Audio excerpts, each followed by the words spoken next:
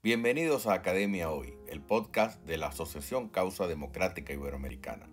Hoy seguiremos hablando del mundo después de la pandemia. Nuestro invitado, Javier Zamora Bonilla, profesor de Historia del Pensamiento Político de la Universidad Complutense de Madrid. Bienvenido, profesor. En su opinión, ¿cuál cree usted son las características principales, particulares de esta crisis del coronavirus? Algo que caracteriza a este momento es que es una experiencia que se da a nivel universal, ¿no? No ha habido momentos históricos en que una misma experiencia se diese a nivel universal y aquí lo estamos padeciendo, ¿no? Lo estamos sufriendo. El segundo elemento que querría destacar de esta situación es el miedo. El miedo era algo que no digo que hubiera desaparecido de nuestras vidas, pero en general, por lo menos en una buena parte del planeta, vivíamos en sociedades donde dábamos muchas cosas por seguras. Y de pronto, casi de un día para otro, en muy poco tiempo, se han generado muchas inseguridades, ¿no?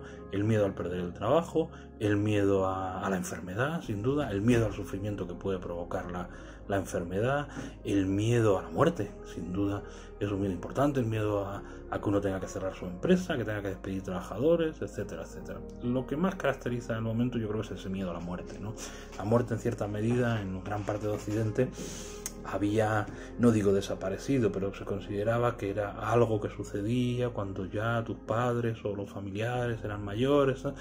Pero bueno, si alguien moría con menos de 80 años, pues casi parecía una catástrofe del sistema. Y ahora, en cambio, pues aun siendo verdad que la inmensa mayoría de gente que está muriendo por el coronavirus son gente mayor de 70 años, hay casos que no son así y hay una sensación de que la muerte nos puede llegar de un momento a otro, ¿no? Ese miedo que provoca la muerte es algo completamente excepcional respecto a la sociedad con la que estábamos viviendo hasta ahora, ¿no? Y ese miedo habrá que controlarlo de alguna manera. Vivir con miedo es algo muy peligroso, ¿no? O nos puede llevar a una parálisis, a no actuar, a no ser capaces de actuar por miedo, ¿no? O nos puede llevar a un comportamiento espasmódico, ¿no? De necesidad de tomar decisiones rápidas sin saber bien qué es lo que queremos hacer, ¿no? Y esto lo digo desde un punto de vista personal y también desde un punto de vista social, ¿no? Como colectivo, como gobierno, como estados, vamos a tener también que ser capaces de controlar ese miedo, ¿no? A la hora de tomar decisiones en el futuro. Cada país parece estar por su lado, luchando contra un virus que no reconoce fronteras. En su opinión, ¿cuál es el papel de la globalización? ¿Ha fallado?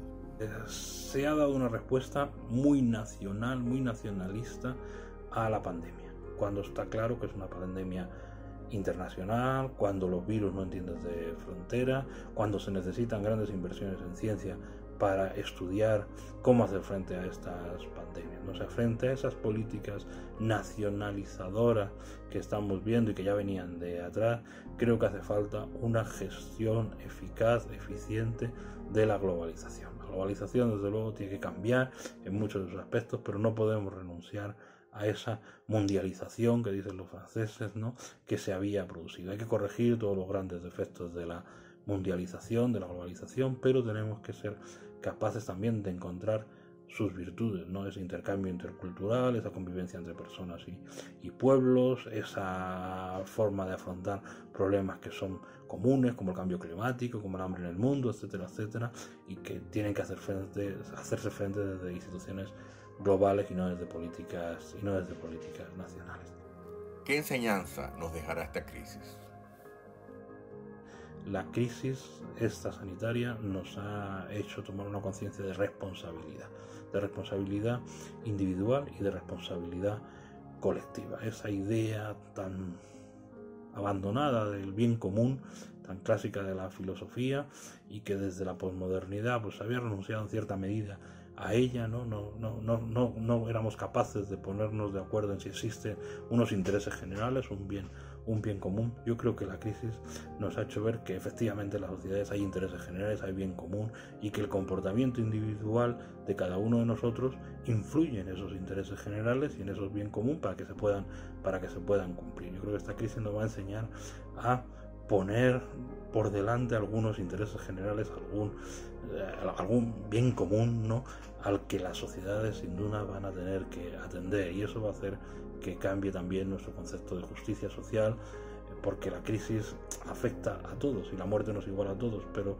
desde el punto de vista económico no afecta a todos por igual, ni nos iguala a todos de la misma manera, ¿no? Entonces va a haber que también tomar unos mecanismos de justicia social para hacer frente a lo que venga después de la crisis sanitaria, que es la crisis social y la crisis económica. Espero que tengamos suficiente inteligencia para afrontar ese futuro sin miedo, con responsabilidad y con una clara conciencia de la justicia social y del bien común. Hasta aquí nuestro podcast. No olviden suscribirse a nuestro canal de YouTube y a visitarnos en el portal academiahoy.com.